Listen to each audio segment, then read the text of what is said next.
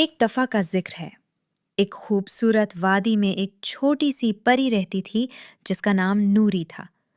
نوری نہایت پیاری، نیک دل اور خوش مزاج تھی۔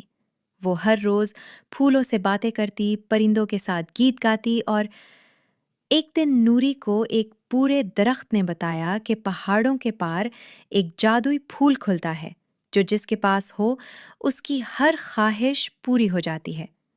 نوری نے فیصلہ کیا کہ وہ اس جادوئی پھول کو تلاش کرے گی۔ تاکہ سب کی مدد، نوری نے اپنے چھوٹے پروں کو جھپکایا اور لمبی اڑان بھری۔ راستے میں اس نے طوفانی ہواؤں، اندھیرے جنگلوں اور شور مچاتے دریاؤں کا سامنا کیا، لیکن اس نے ہمت نہ ہاری۔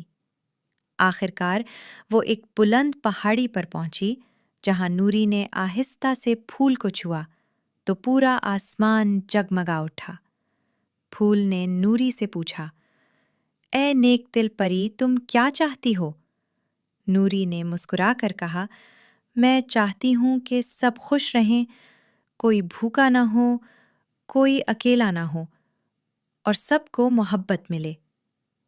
جادوئی پھول نے اپنی روشنی نوری کے پروں میں منتقل کر دی اور نوری کو ایک خاص طاقت دے دی۔ اب نوری جہاں جاتی وہاں خوشیاں بکھر جاتی تھیں۔ یوں نوری سب کے دلوں کی روشنی بن گئی اور اس کی کہانی ہر دل کی کہانی بن گئی۔